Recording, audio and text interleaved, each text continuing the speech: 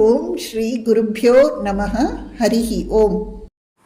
ಶ್ರೀಮಾತೆ ಶ್ರೀ ಶಾರದಾ ದೇವಿಯವರು ಭಗವಂತನನ್ನು ಪಡೆಯಲು ಆಧ್ಯಾತ್ಮಿಕ ಸಾಧನೆ ಮುಖ್ಯವೋ ಭಗವತ್ಕೃಪೆ ಎಂಬ ಪ್ರಶ್ನೆಗೆ ಉತ್ತರವಾಗಿ ಸಾಧನೆಯೂ ಇರಬೇಕು, ಕೃಪೆಯೂ ಬೇಕು ಎಂಬ ವಿಚಾರವನ್ನು ಹೇಳುತ್ತಾರೆ. ಶ್ರೀಮಾತೆಯವರು ಹೇಳುತ್ತಾರೆ, ಮನುಷ್ಯ ಹಿಂದಿನ ಜನ್ಮಗಳಲ್ಲಿ ಪುಣ್ಯ ಕಾರ್ಯ ಮಾಡಿರುತ್ತಾನೆ, ತಪಸ್ಸು ಸಾಧನೆ ಮಾಡಿರುತ್ತಾನೆ. ಆದ್ದರಿಂದಲೇ ಅವನ ಮೇಲೆ ಭಗವಂತನ ಕೃಪೆಯಾಗುತ್ತದೆ. ಇದರ ಅರ್ಥ, ಕೃಪೆಯಾಗಬೇಕಾದರೆ ತಪಸ್ಸು ಇರಬೇಕು, ಸಾಧನೆ ಇರಬೇಕು. ಅಷ್ಟೇ ಅಲ್ಲ, ತಪಸ್ಸು ಸಾಧನೆ ಇರಬೇಕು, ಆದರೆ ನಾನು ಮಾಡಿದೆ ಎಂಬ ಅಹಂಕಾರದಿಂದ ಕೂಡಿ ತಪಸ್ಸು ಸಾಧನೆ ಇರಬಾರದಂತೆ.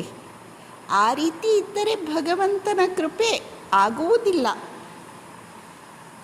ಒಮ್ಮೆ ಒಬ್ಬ ಭಕ್ತ ಶ್ರೀಮಾತೆಯವರನ್ನು ಕೇಳುತ್ತಾನೆ, ಅಮ್ಮ, ನನ್ನ ಮೇಲೆ ನೀವೇನೋ ಕೃಪೆ ಮಾಡಿದ್ದೀರಿ, ಮಂತ್ರದೀಕ್ಷೆ ಕೊಟ್ಟಿದ್ದೀರಿ, ಆದರೂ ನನಗೆ ಶ್ರೀರಾಮಕೃಷ್ಣರ ದರ್ಶನವಾಗಲಿಲ್ಲವಲ್ಲ.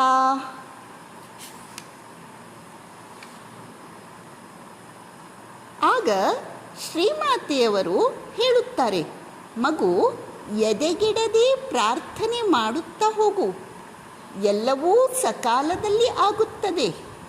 ಋಷಿ ಮುನಿಗಳೆಲ್ಲ ಎಷ್ಟೆಷ್ಟು ದೀರ್ಘಕಾಲ ತಪಸ್ಸು ಮಾಡಿದ್ದಾರೆ. ಹೀಗಿರುವಾಗ ನೀನು ಮಾತ್ರ ಕಣ್ಮುಚ್ಚಿ ತೆರೆಯುವುದರೊಳಗೆ ಸಾಕ್ಷಾತ್ಕಾರ ಆಗಿಬಿಡಬೇಕು ಅಂತಿದ್ದೀಯಲ್ಲ. ನೋಡು, ಒಂದು ವೇಳೆ ಈ ಜನ್ಮದಲ್ಲಿ ಸಾಕ್ಷಾತ್ಕಾರವಾಗದೆ ಹೋದರೆ ಮುಂದಿನ ಜನ್ಮದಲ್ಲಾಗುತ್ತದೆ. ಭಗವಂತನ ಸಾಕ್ಷಾತ್ಕಾರ ಅಂದರೆ ಅದೇನೋ ಅಷ್ಟು ಸುಲಭ ಅಂದುಕೊಂಡೆಯಾ? ಇಲ್ಲಿ ನಮಗೆ ನಿರಾಶೆ ಆಗಬಹುದು. ಆದರೆ ಶ್ರೀಮಾತೆಯವರು ಆ ಭಕ್ತ ಹೋದ ಕೂಡಲೇ ಇನ್ನೊಂದು ಗಮನಾರ್ಹ ಮಾತನ್ನು ಹೇಳುತ್ತಾರೆ.